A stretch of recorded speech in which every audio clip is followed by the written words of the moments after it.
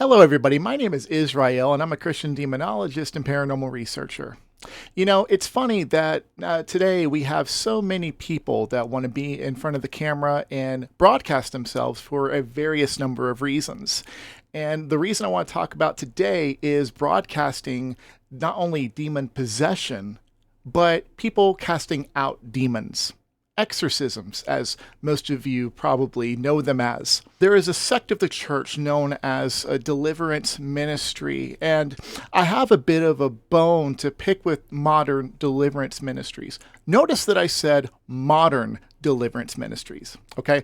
And the reason is because they get addicted to the likes, the shares, the subscriptions, the money, the attention, the fame. This ends up not only being at the expense of the people that demons are being casted out of, people's identities being revealed, and people flocking to these types of churches to basically see if there's something wrong with them. I was one of those people. I went through something a few years ago. And it was a spiritual battle. And I fell into this trap that we're here to talk about today, because if it can happen to me, I'm sure it's happened to many who could even be watching this. I'm a fan of those such as Derek Prince. He got to the bottom of it. He was a teacher first and foremost. What sort of things are demons or evil or unclean spirits? The Bible does not give a clear account of where they come from. Some people believe they're fallen angels. I don't. I've dealt with so many demons that behaved in so many ways that were totally uncharacteristic of angels. We're missing that today. So without further ado, let's go ahead and talk about why modern deliverance ministries are a freaking joke. How long have you been there, Infirmity? 18 years. Why did you come into her? He belongs to me. Does this go back to Africa? Does it go to Africa? Get out in Jesus' name. Go in Jesus' name. We bind you. We bind you in Jesus' name. Jesus is stronger than you. Jesus is stronger than you. Yes, I will be naming names. I will not be naming, hopefully, many. I plan on just sticking to the few that are in this thumbnail that you probably saw. Some bullet points I want to hit before I start bringing up examples, because there are quite a few examples that we can go over.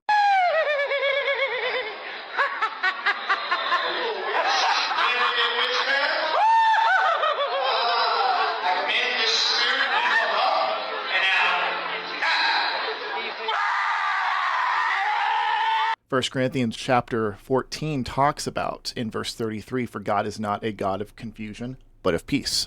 First Timothy chapter 1 in verse 7 talks about God giving us a spirit, not of fear, but of power and love and self-control. So who plays into the fear, the chaos, and the confusion?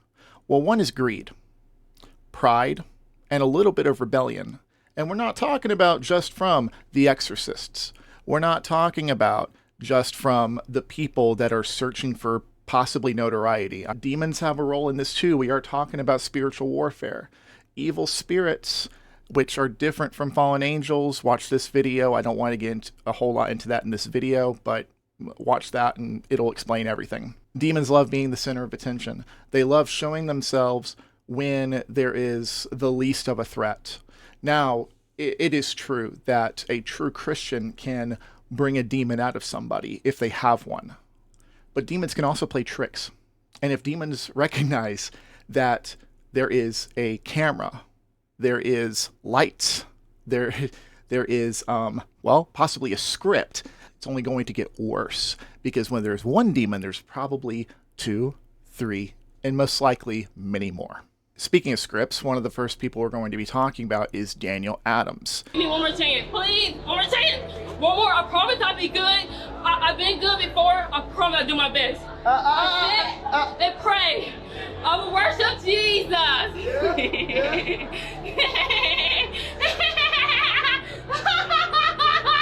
It's bad, isn't it? If Jesus was truly manifesting through Daniel Adams, would a demon be acting like that? Yeah, probably not. And you know he's fake when they add a flash effect to him finally casting out those demons. Does this girl like you? No, she don't. She always freaking prays. Demons are disgusting, vile creatures. This is something that Hollywood has always portrayed really well. And pay attention for people who get called out like this. They can very easily shift over to, oh, well, we were doing a portrayal of what it would look like. It is a play. It's not real. It's a reenactment. Stop. It's not okay. Now, this next one we talk about, I do hope is fake because this is downright insane.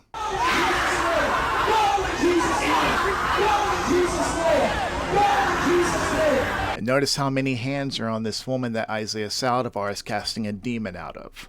And I want you to imagine for a moment that at any point in time, this demon can afflict somebody else, whether externally or internally if it chooses to jump from one person to another. This one I do believe is real, and there's a certain point in time where you can actually see the demon start to look at other people.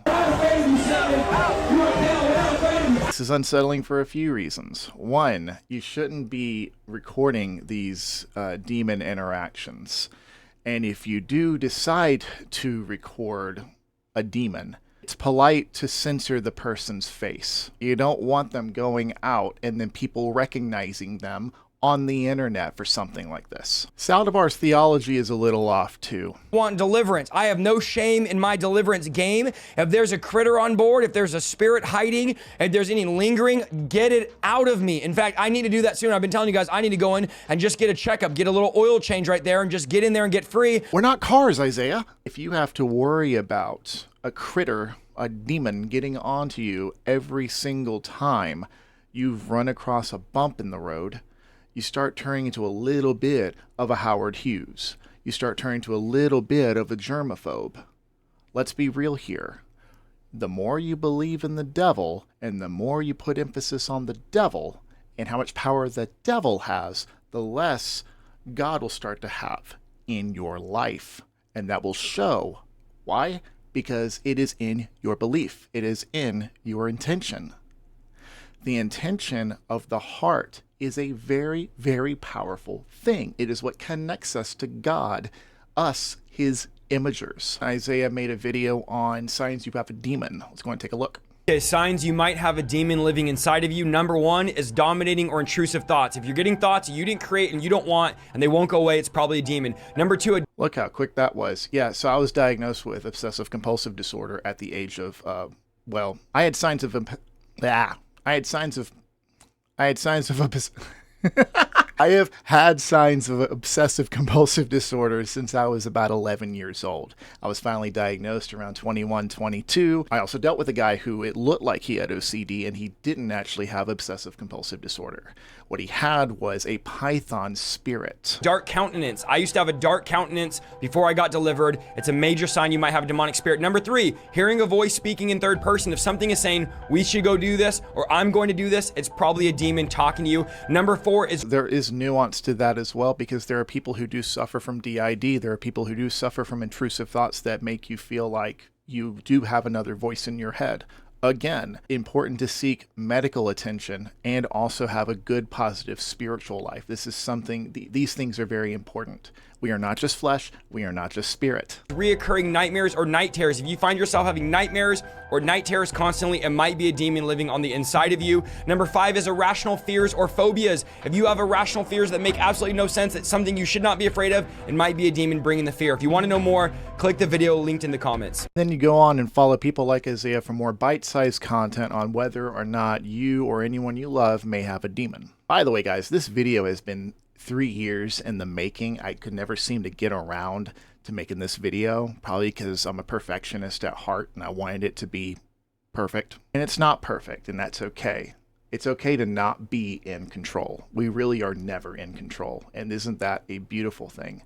For God to be in control of things. Guys, if I can get you to do something real quick for me, hit that like button, subscribe to this channel. It really helps this channel grow and it helps me get out to more people. And if you'd like to support me further, I do have a membership option as well, or you can join me on Instagram where you can subscribe to me. Each same price, do one or the other. Please don't subscribe to me for both because it's the same kind of content. So, but however you want to support me, I greatly appreciate you guys. Now back to the video. It also starts turning to this world of charismatic legalism. There starts to become these extra steps, like, you know, throwing away your video games, throwing away your card games, or like what Savchuk says. 8 things you need to remove from your house today. Number 6 are demonic games like Dungeons and Dragons. No, there is nothing wrong with Dungeons and Dragons by itself. Once again, it is a game of free will, you choosing what to do in the game. Really, a game like that will reveal what kind of person you are. I could go after Lord of the Rings. I could go after the Chronicles of Narnia, which both of those books were written by Christians. Let's get real here.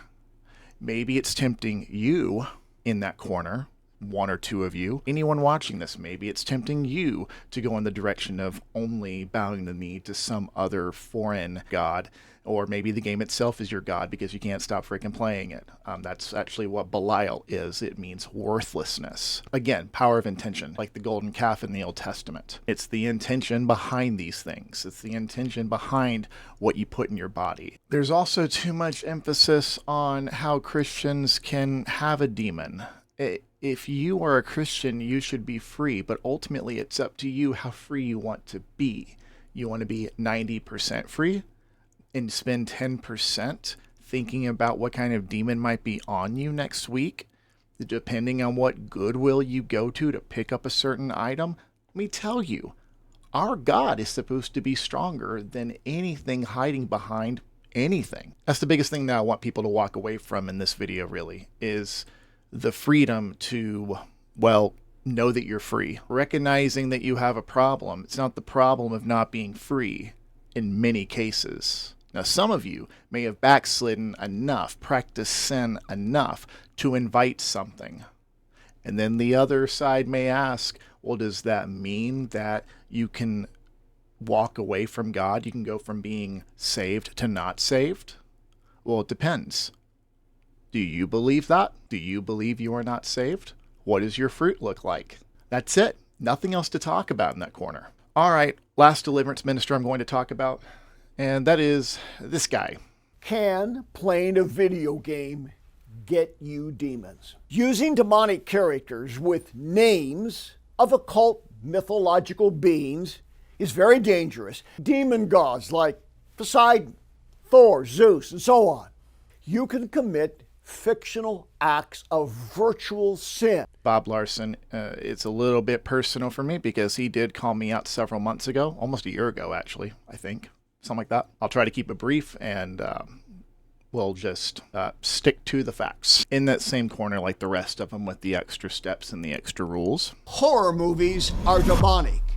Period. Case closed. End of discussion.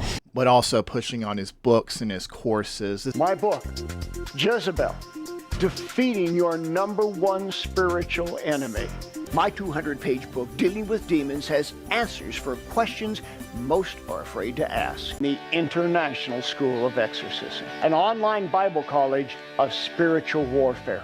If your life isn't all that it should be, if relationships aren't working, if your health, your finances, or your spiritual life are unhappy. This is a guy that goes back to the televangelist days who has made his way onto YouTube. Bob is also one who critiqued my critique of Kenneth Copeland, who I believe does actually have a demon.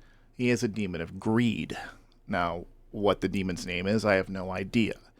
But I explained in one of my past videos, in one of my live streams, that Kenneth Copeland, he does have something that you could see it manifest on his face, especially when he starts to talk about money. Truth just starts rolling off the tongue. Watch this.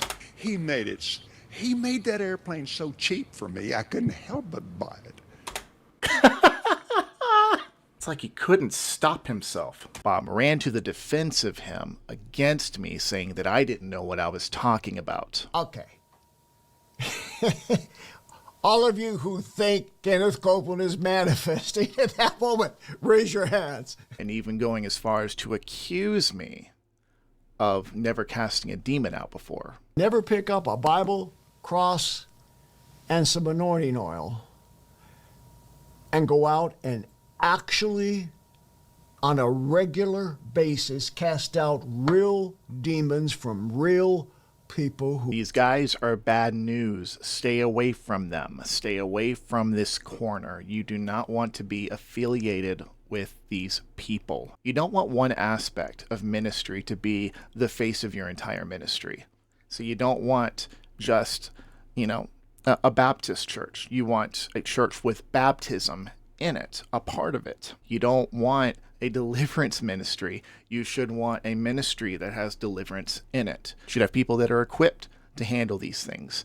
And really, the whole congregation should eventually work their way up. And then in that, if they haven't discovered their gift yet, they will. I'll leave you guys with this. This is Matthew chapter 7. Meditate on these verses. Not everyone who says to me, Lord, Lord, will enter the kingdom of heaven, but the one who does the will of my Father who is in heaven. On that day, many will say to me, Lord, Lord, did we not prophesy in your name, cast out demons in your name, and perform many mighty works in your name? Then I will declare to them, I never knew you. Depart from me, you workers of lawlessness. Remember that even Judas could cast out demons. Okay? I don't make up the rules. Guys, that is it for this video. If you like this video, please like, share, follow, subscribe, do all those things. I need to start doing more videos for this YouTube channel because this absolutely is my calling. God keeps pulling me back in it, and here I am doing it. So, and I do enjoy doing it. I will see you all in the next video. Take care, and God bless. I know spiritual warfare sounds sexy. Again, it's because of the way it's sort of been Hollywoodized and whatnot. It's be the highlight of our day to get into a conflict with a demon, okay? What the highlight of your day ought to be is winning somebody to the Lord. Okay, because that is what they fear. They don't fear getting kicked out of a room or, I got to go possess somebody now else, No, what they fear is their own destruction. And the only thing that's going to lead to that is the success of the Great Commission.